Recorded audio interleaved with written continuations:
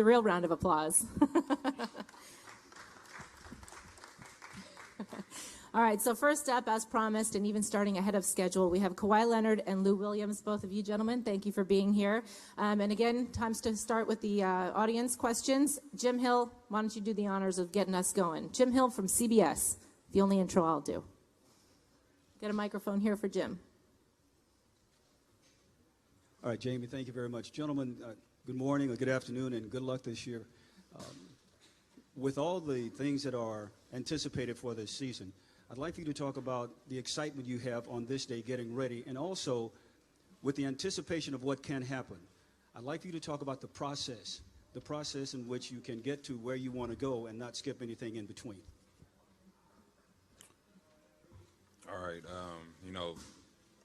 I guess for today, the excitement is just able to put on a jersey, be around the fellas again, and, talk about tomorrow. That's when our training camp begins. Like you said, it's a process, it's a journey, and we all have a focus and goal, and we'll figure it out tomorrow how we're going to get there. Yeah, I'm just excited to get the process started. I feel like we made a lot of positive steps last season with the group we had. Obviously, with the addition of Kawhi and Paul and the other guys, we really feel like we have an opportunity to do something special here in the city of Los Angeles. So starting camp tomorrow, we look forward to getting that going. Next question. Over here.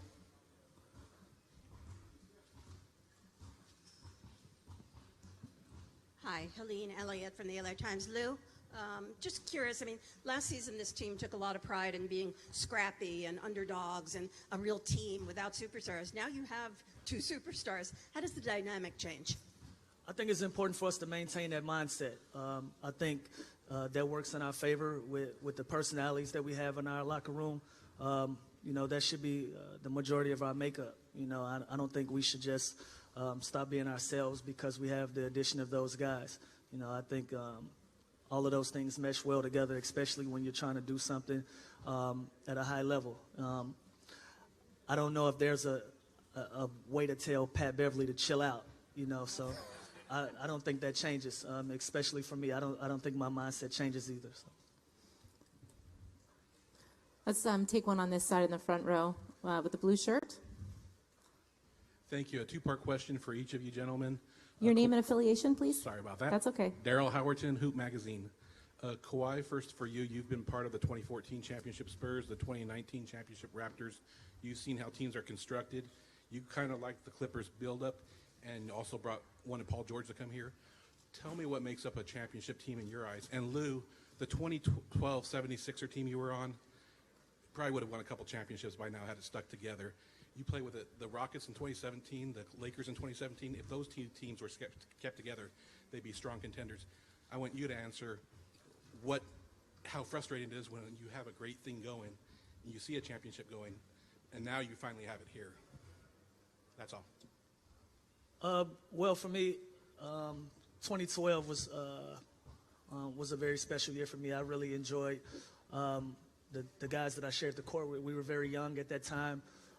We didn't have any egos. Everybody played selfless. When we just laid it out on the line, we were an 8 seed, ended up knocking out a number 1 seed, and then taking Boston to 7 games. We felt like if we kept that group together, we could have possibly did some incredible things. But, business is business. It didn't work out that way. It didn't happen. And, those other scenarios kind of were just blips on the screen for me. So, but 2012 was different. For me, just everybody being high character, sacrifice, wanting to win, determination, knowledge, all that together, just being on the floor, going out there as one unit, all trying to accomplish that ultimate goal. I think that's what drives a championship team. And, you just figure out the bumps and roads on the way there. It's about enjoying the journey and not getting ahead of yourself, not skipping any steps. So, that's what I think the process is on those two teams. But you also have to stay healthy as well. And, you have to be blessed. Next question. Shelley Smith from ESPN. Kawhi, what'd you do with the fish? Where's she at? What did I do with the fish? like anybody else would do. Have somebody fillet it if you don't, or fillet it yourself, and cook it and eat it. You ate it. What kind of fish was it? I think we caught some rockfish, some salmon Right. groupers out there. I mean, it was a good time. It was a good day for everybody. What was the technique you used to grab the biggest fish of the day? I didn't grab the biggest fish of the day. Well, then who did? The lady, no, Denise did. Yeah, Denise. She grabbed the biggest fish. I grabbed the smallest fish. Was that the taco one? They threw mine back in the water. That's how small it was. Denise will be available later for questions about her big fish. Next question all the way in the back with the black shirt. Oh, I'm sorry. BT already go. Brad Turner, LA Times. Lou, this is for you. You and Montrez combined to help you guys have one of the best benches in the NBA, but you guys have more depth now. How would that help you guys, and how beneficial would it be to have some more help off the bench? Yeah, I think mentally for us, I think we should just stay in the mindset of just continuing to build, continue to grow. Having depth isn't an issue for us. You know, obviously, everybody should just kind of go into the season with the mentality of just putting stats and putting records and history and all of that stuff aside. If it's not for the benefit of the team, you know what I mean? And so, what Trez and I did last year was very special, but we look forward to building with this new group of guys and seeing what we can do. Go front row here. Medina, did you have a question? Mark Medina, USA Today. This is for Kawhi. From what the training staff's told you, how similar or different do you get a sense you'll be managed in terms of your workload this season? It's different this season. Last year I was going in with the injury that I was dealing with the year before. It still was lingering, and we knew that I had to be healthy going throughout the season and making it to the playoffs. But, this year I'm feeling good. I'm feeling way better than I was at the start of last season. But there's really no plan laid out yet to discuss with everyone. Hey, guys. Cameron Buford here, Los Angeles News Observer. Got a question for each of you guys. Mr. Williams, what was your impression of Kawhi Leonard before him joining the Clippers? And then Kawhi, what was your impression of the Clippers before, obviously, you joining the Clippers? Thank you, guys. My impression with Kawhi, I thought he was a top 5 player in the league, especially when he was in San Antonio. We hate running into him there. He always guarded me. I always knew it was going to be a tough night. What he brought to the table defensively, I was really impressed how he went to Toronto and changed the culture there and was able to win a championship with that particular group of guys. And I've just always been a big fan, so I was excited to have him here. I wasn't able to play against him last year, just was dealing with injuries. Their thing, a confident unit, play very hard. It seemed like everybody was, it was a brotherhood here. They all went out and did their job, and if somebody was doing great that night, they fed them. Coach Doc did a great job of just, getting that group ready and pushing them to the playoffs, reach expectations that none of us gave the team. And, just, going through my process for agency, that's what I looked at, and I thought I could join and help him. Joe Varden from The Athletic. This question is for Kawhi. Kawhi, have you thought about next summer with Team USA in the Olympics, and some of the other All-Stars in the NBA have been declaring that they want to do it? So I just wondering where you were with that. Right now, yeah, I do want to play, but, I'm taking it one step at a time, and right now it's getting the Clippers to the finals. Next question on this side. Hey guys, welcome back, Lou. Welcome, Kawhi. Kawhi, a question for you. Miriam Swanson with the Southern California News Group.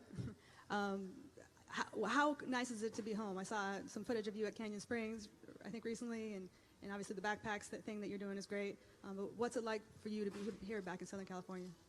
It's one of the reasons why I came back is being able to go back to my community and for them to see me, able to touch them, they able to, shake my hand, just able to be there and be a guidance or inspiration for the youth. It's hard to do it when I'm either in, I'm being drafted in Texas. They really don't have no time. But the 2 games that we do come out here, and then last year I was in a totally different country, and I was on the East Coast, so it was only about twice that I came out here. But like I said, it's one of the big reasons why I came back. I'm able to be a part of the community that I grew up in and just let them know it's not a myth, and that I really, was just in their shoes one day, one of those days, and they could be in my shoes. Next question over here. Let's go to Ramona in the back. Thanks, Jamie. Ramona Shelburne, ESPN. Just a question for Kawhi. I know you were one of the people who attended Kobe's camp that he did, or secret invite camp up at the Mamba Sports Academy. What was that like with all the players that were there, and also what's your relationship like with Kobe now, and what it's been like? I think it's a good relationship. I didn't play, though. I just went up there and conversated with him. But it's a good group of talent that went. I wasn't really able to see them play against each other. But, he did a great job getting a lot of trainers together, elite trainers and the elite, players that were there and putting them through drills. I'm not sure what they did, throughout the whole day. I was up there for about an hour or two just talking to Kobe, bouncing ideas off of him, and that was just pretty much it. Dan. Kawhi, Dan Wecky with the Los Angeles Times. You've now changed teams. This will be your 3rd team in the last 3 seasons. What did you learn last year about having to come together quickly? And is that a reality kind of in the NBA now that teams don't have years to build, that you just have to do it fast? If you can have a team, same group of players, you could get to the top. You've seen what the Warriors did in the last 5 years with their same core players. But, last year, me and Danny going in there, I think we just both had a drive and championship experience, and they just needed to get over that hump.